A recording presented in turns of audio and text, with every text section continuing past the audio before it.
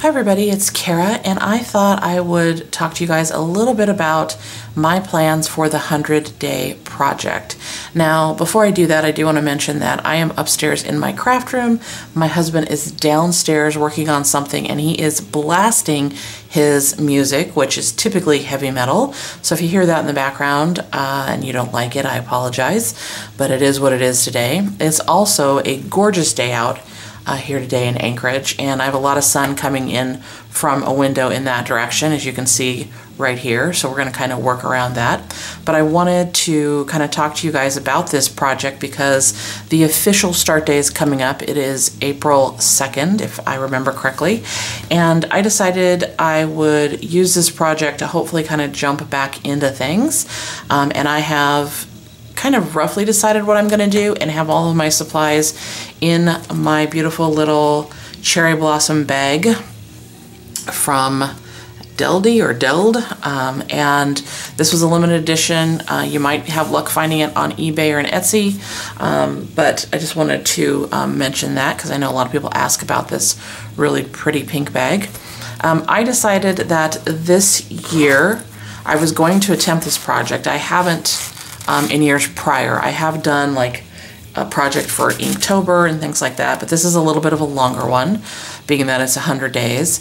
But this year I decided that I was going to try and do a small watercolor sketch. I don't know that I'll do it every day, but I want to at least work on one every day.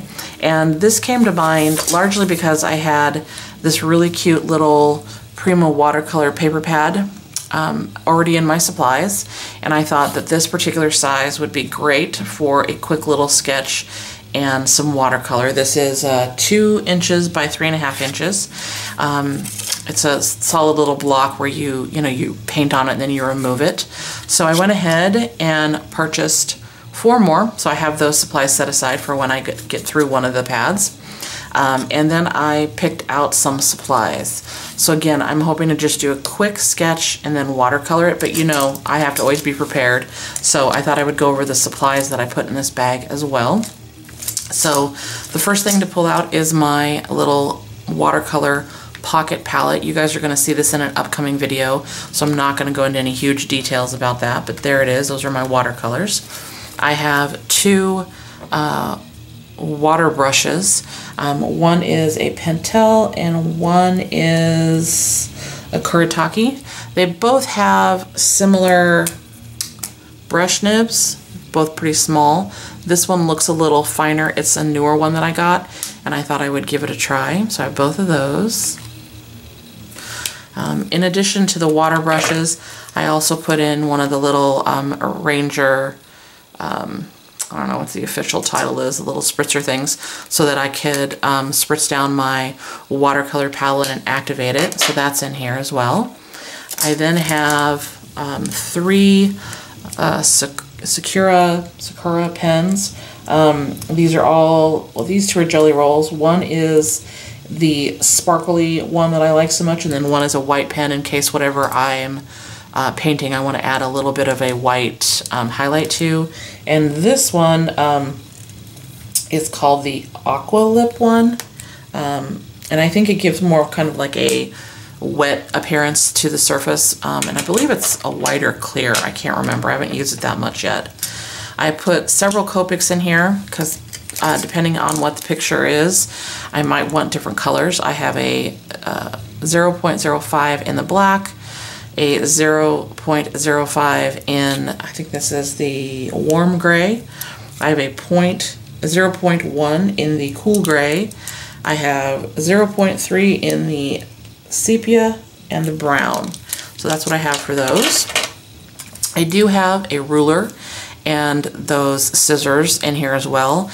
Now, the ruler kind of sort of goes with what I'm thinking I'm going to be sketching, but I'm hoping to avoid using it because I want to be a little bit more loose and free with my sketches. And then this probably serves absolutely no purpose, but it goes with the bag, and so that's why it's in there. I do have a ballpoint pen in here, and then I have my newest favorite mechanical pencil that I absolutely love in there. I have a couple erasers, One is a kneaded eraser, because I love to use this on a pencil sketch. As I'm doing more and more of them, I find that I use this to lighten it without completely removing the color of the lead itself, I guess. And then this is my favorite of all times eraser.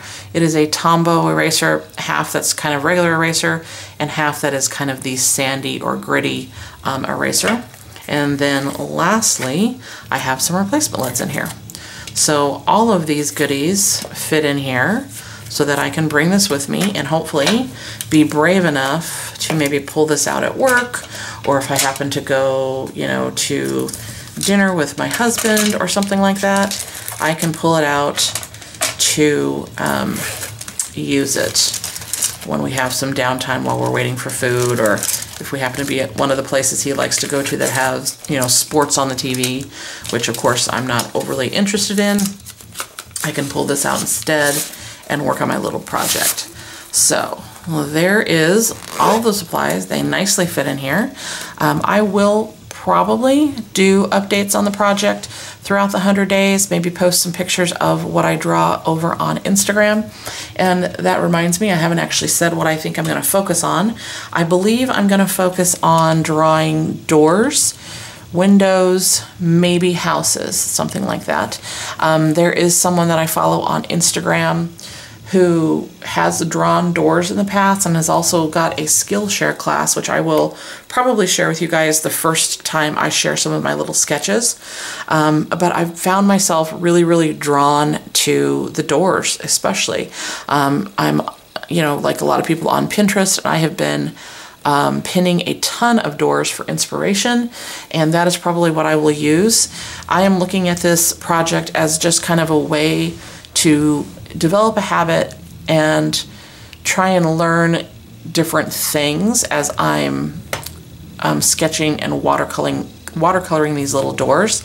I don't expect that they're going to be perfect little pictures because I'm very much an amateur, but I definitely want to get better, and I think the only way is to start to develop a routine of practicing. And I just haven't been able to do that, and I thought I would use this 100-day project as that opportunity. If you guys have any questions for me, leave them down below. I would encourage you to attempt to do something on your own. It can be anything. It should be hopefully something that's relatively quick and easy, unless you have a lot of extra time in your day, and then of course, you know, do something that takes more time. You can find the 100-day project if you search. You'll find a website. I will try to put it down as a link. And of course, I believe there's also a hashtag on Instagram for those who are participating. So if you haven't heard about it, you might want to check it out and give it a try. And I think that's everything, guys. Again, any questions, let me know. And as always, thanks so much for watching, and I hope you are having a great day wherever you're at. Bye, everybody.